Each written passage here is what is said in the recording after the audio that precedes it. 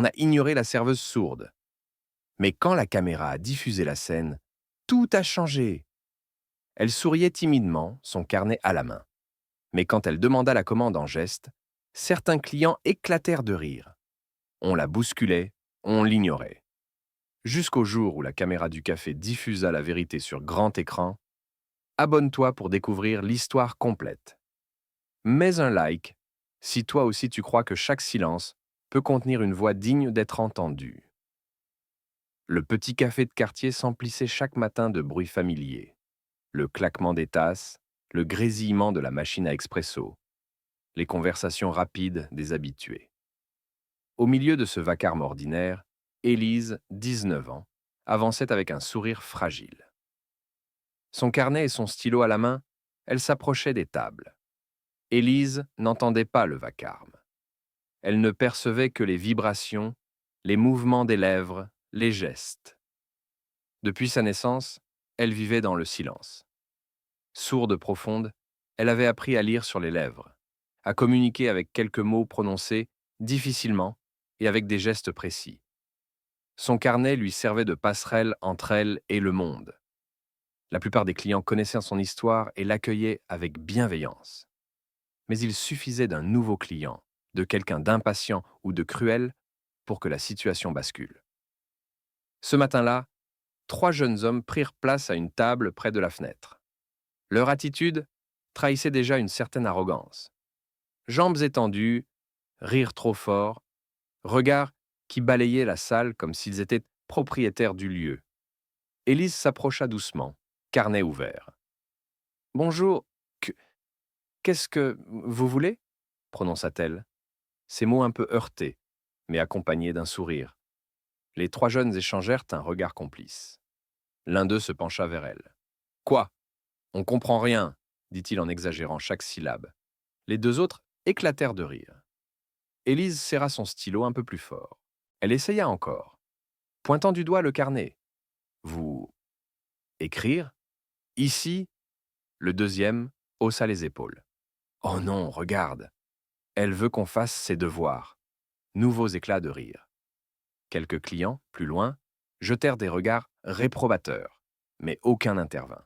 Le barman, occupé derrière son comptoir, n'avait pas encore vu la scène. Élise inspira, se força à sourire encore, même si ses joues brûlaient. Elle tendit le carnet.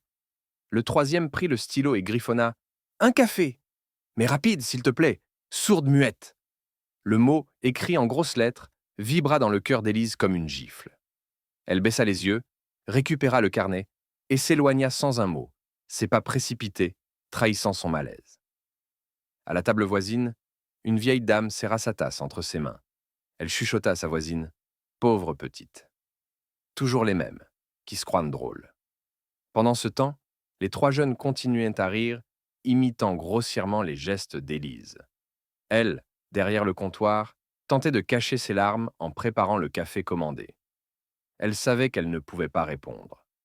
Les mots lui manquaient. Alors, elle écrivait tout, chaque soir, dans un cahier secret. Les humiliations, les sourires, les rares gestes de tendresse. Ce cahier, plus que son carnet de service, était son vrai refuge.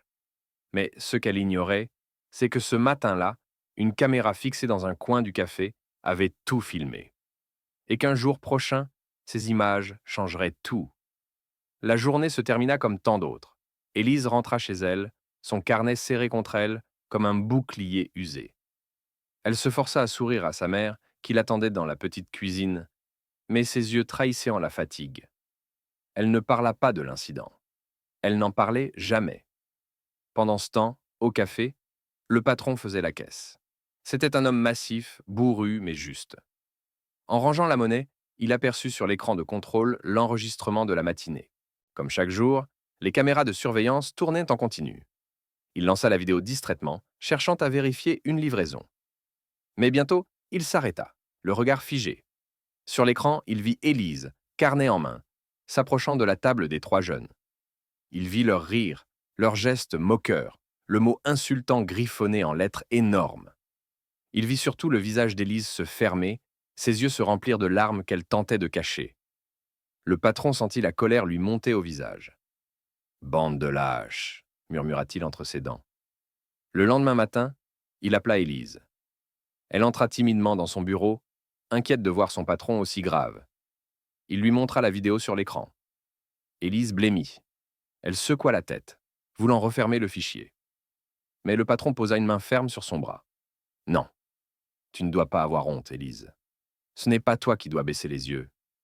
Elle baissa la tête, ses doigts jouant nerveusement avec son carnet. Il se moque sans toujours, articula-t-elle difficilement.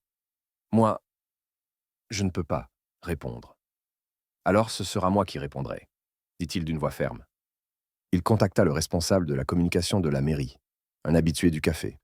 Ensemble, ils décidèrent de diffuser l'extrait lors de la soirée caritative annuelle du quartier, un événement retransmis en direct sur les écrans de la salle polyvalente. Élise, terrifiée à l'idée d'être au centre de l'attention, supplia presque qu'on l'épargne. Mais le patron insista. « Tu verras, les gens doivent en savoir, pas pour les accuser, pour t'écouter, toi. » Le jour de la soirée arriva. Les habitants affluaient dans la grande salle décorée de guirlandes lumineuses. Élise restait en retrait, carnet serré contre elle. Son cœur battait à tout rompre. Elle ne savait pas que, ce soir-là, son silence allait devenir une voix plus forte que toutes les autres. Quand les lumières baissèrent, le projecteur diffusa la vidéo. Le murmure de la salle s'éteignit aussitôt. On vit Élise, souriante, tendre son carnet. On entendit les rires moqueurs, amplifiés par les haut-parleurs. Puis apparut le mot insultant, écrit en gros « sourde-muette ». Un souffle glacé parcourut le public. Des têtes se tournèrent, des poings se serrèrent. Élise, assise au premier rang, sentit son visage brûler. Elle voulut disparaître. Mais alors, quelque chose d'inattendu se produisit. Une première personne se leva, puis une autre, et encore une autre. La salle entière, debout, fixait l'écran. Non pas pour juger Élise, mais pour dire sans un mot « Nous, on te voit, on t'entend ». Le silence debout de la salle dura plusieurs secondes, solennel comme une cérémonie. Puis, soudain, des applaudissements éclatèrent. Pas des applaudissements polis. Un tonnerre de mains qui claquaient, de cris qui fusaient. Élise, pétrifiée sur sa chaise, n'osait pas lever les yeux. Elle croyait qu'on se moquait encore. Mais en relevant timidement la tête, elle vit des centaines de visages tournés vers elle. Des sourires. Des regards mouillés de larmes. Des poings levés, non pas contre elle, mais pour elle. Son patron, debout derrière, posa ses deux mains sur ses épaules. « Regarde, Élise, ce n'est pas toi la honte. C'est eux. » Les murmures reprirent. Certains spectateurs reconnaissaient les trois jeunes sur la vidéo. L'un d'eux, un commerçant du quartier, se leva et s'indigna. « Je les connais, ces voyous. Ils passent leur temps à insulter tout le monde. Faut que ça cesse. » Le micro circula. Une vieille dame raconta, la voix tremblante, « Moi aussi. On m'a ignoré quand je ne pouvais plus parler fort. Je sais ce que ça fait. » Un autre ajouta, « On ne peut plus laisser faire ça. On doit montrer que le respect est plus fort que la moquerie. » Élise, bouleversée, serrait son carnet contre elle. Elle hésita longtemps, puis se leva. Ses jambes tremblaient, mais ses mains s'ouvrirent. Elle fit quelques gestes simples qu'une amie traduisit à haute voix. « Je n'ai pas de voix forte, mais merci de m'avoir entendu ce soir. » L'ovation redoubla. Des larmes coulaient sur ses joues, mais cette fois, c'étaient des larmes de soulagement. Le lendemain, la vidéo de la soirée circula partout, sur les réseaux sociaux, dans les journaux locaux, même à la télévision. On voyait la scène du café, puis l'extrait de la salle entière se levant pour soutenir la jeune serveuse sourde. Les trois jeunes, identifiés en quelques heures, devinrent la cible de la honte publique. Ils durent présenter des excuses maladroites et tardives. Mais le plus important, c'était qu'Élise n'était plus invisible. Le café, d'ordinaire un lieu banal, devint soudain un symbole. Des clients affluaient, certains venant de loin, juste pour la saluer, pour écrire un mot dans son carnet. Les pourboires remplissaient son petit bocal en verre. Mais plus encore que l'argent, c'étaient les regards, droits, respectueux, attentifs. Un après-midi, alors qu'elle servait un café à une table, une fillette de 8 ans lui tendit timidement une feuille de papier. Dessus, un dessin maladroit. Une jeune femme souriante, entourée de notes de musique. Élise plissa les yeux, émue. La petite expliqua. C'est toi. Même si tu n'entends pas, tu fais de la musique dans nos cœurs. Élise serra la feuille contre elle. Pour la première fois, elle ne se sentit pas définie par son silence, mais par la trace qu'elle laissait. Les semaines suivantes, le café des Tilleuls changea de son. Le percolateur continuait de souffler sa vapeur, les tasses tintaient toujours, mais il y avait désormais quelque chose d'autre dans l'air. Une attention qui ne s'éteignait plus. Les habitués levèrent les yeux quand Élise approchait. Articulée, prenant le temps d'écrire si besoin. Le silence d'Élise, devenu visible, avait appris à la salle à mieux écouter. Un mardi matin, le patron déroula une ardoise toute neuve au-dessus du comptoir. À la craie, il avait écrit en lettres larges « Ici, on parle toutes les langues, y compris les mains. » Et dessous, plus petit, « Le respect est servi en premier. » Il ajouta un petit panier où l'on trouvait des cartes plastifiées. D'un côté, des pictogrammes. Café, thé, sucre, lait, addition. De l'autre, quelques signes de base en LSF avec un QR code vers une courte vidéo. Les clients s'en emparaient avec curiosité, riaient d'eux-mêmes, en essayant de reproduire les gestes, levèrent les sourcils quand Élise corrigeait gentiment l'orientation d'une main, la courbe d'un poignet. On apprenait maladroitement, mais on apprenait. La mairie, touchée par l'élan, proposa une journée de sensibilisation dans la salle du café, un dimanche après-midi. On déplaça des tables, on aligna des chaises, on installa un écran. Le patron souffla à Élise, juste avant le début. « Tu conduis ?» Elle écarquilla les yeux, puis hocha la tête, très doucement, comme pour empêcher la peur de tomber. Elle monta sur la petite estrade improvisée. Les mains sur son carnet, elle leva le regard. Sa meilleure amie, Luna, prit le micro pour interpréter à voix haute. Mais, très vite, on oublia le micro. Ce qu'on regardait, c'étaient les mains d'Élise, sûres, précises, dessinant dans l'air des phrases qui semblaient plus nettes que des mots. « Je n'ai pas choisi le silence, » signa-t-elle, « mais j'ai choisi ce que j'en fais. Et je choisis d'en faire une langue que vous pouvez comprendre. » On diffusa à nouveau l'extrait de la caméra, pas pour raviver la honte, mais pour garder la mémoire.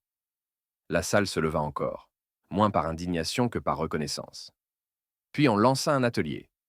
Dire bonjour, merci, ça va, café, sucre. Je reviens tout de suite. Les doigts s'en mêlaient, on riait de soi, on se corrigeait. Élise passait dans les rangs, touchait parfois un poignet pour rectifier la forme d'un signe. Chaque contact était un petit pont posé entre deux rives.